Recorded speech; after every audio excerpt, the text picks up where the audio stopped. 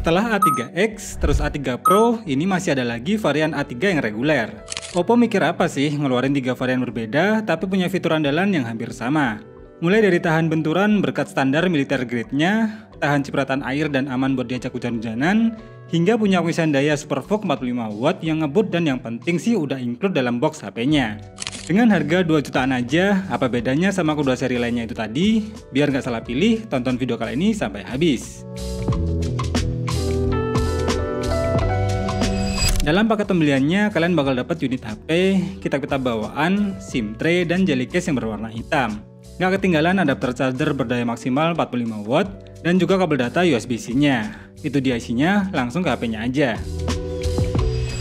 Jadi kalau kalian emang nyari HP yang kuat dan cocok buat kondisi outdoor yang ekstrim, maka Oppo A3 ini bisa banget jadi pilihan yang pas. Standar militer grade-nya membuat HP ini jadi tahan dan aman dari benturan. Hingga jatuh dari ketinggian pun HP ini masih bisa tahan. Cuma memang lebih buat proteksi kondisional aja ya guys. Jangan terus disengaja buat dijatuh-jatuhin kayak di video ini. Terus untuk ketahanan dan efisiensi daya baterainya juga oke nih guys. Saya tes buat nonton YouTube selama 1 jam, baterainya hanya berkurang 5% aja. Walaupun saya yakin pasti untuk ketahanan baterainya bakal terasa awet. Hal itu dikarenakan HP ini masih pakai resolusi layar HD+, serta ditopang dengan kapasitas baterai sebesar 5100 mAh. Buat ngisi baterainya pun terasa cepat karena sudah mendukung SuperVOOC 45 watt. Dan adanya fitur rating IP54 membuat HP ini jadi aman buat dipakai saat musim hujan. Bahkan saat layarnya masih basah pun, respon layarnya masih tergolong bagus dan masih bisa digunakan dengan aman.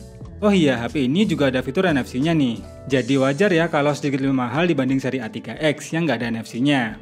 Oppo A3 ini pakai interface ColorOS 14 yang juga berbasis Android 14 terbaru. Dari about phone pun langsung terbaca nih kalau HP ini tenagai chipset Qualcomm Snapdragon 6S Gen 1. Punya memori RAM 8GB yang masih bisa di-expand hingga 16GB.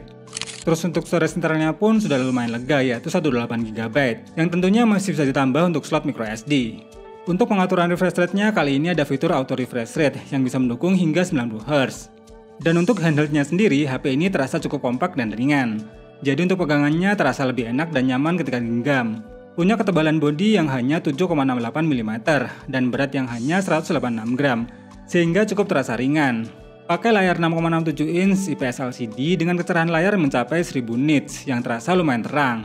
Jadi buat nonton video YouTube gini jelas sudah enak. Sayangnya sih di bagian audio masih bertipe mono. Tapi kualitas suaranya mantap nih karena ada fitur ultra volume mode hingga 300%. Kurang lebih kayak gini nih suaranya.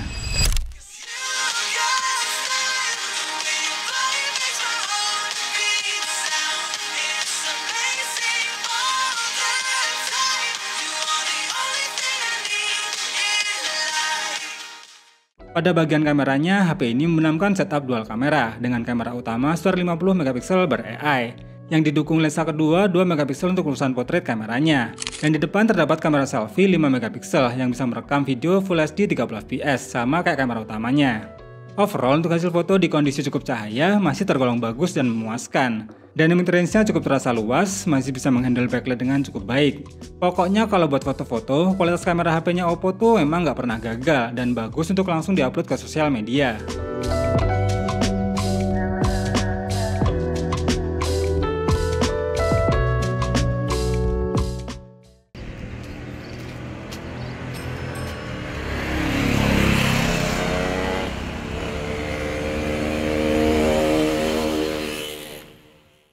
Kalau bahas bagian performa, sebenarnya chipset Snapdragon 6S Gen 1 ini tidak terlalu bagus. Terlihat dari tes AnTuTu versi 10 dengan 3D LED cuma mencapai 230 ribuan.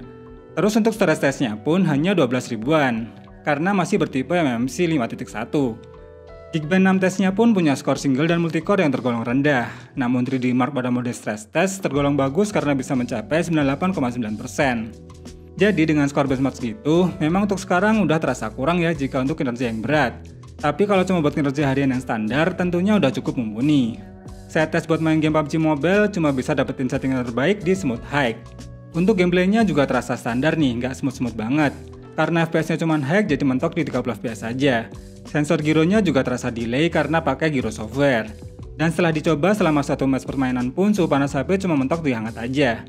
Saya tes bermain selama 30 menit, baterainya hanya berkurang sebanyak 6%, dan suhu panas maksimalnya di 41 derajat Celcius. Nah, paling enak sih buat main game MOBA, kayak Mobile Legends.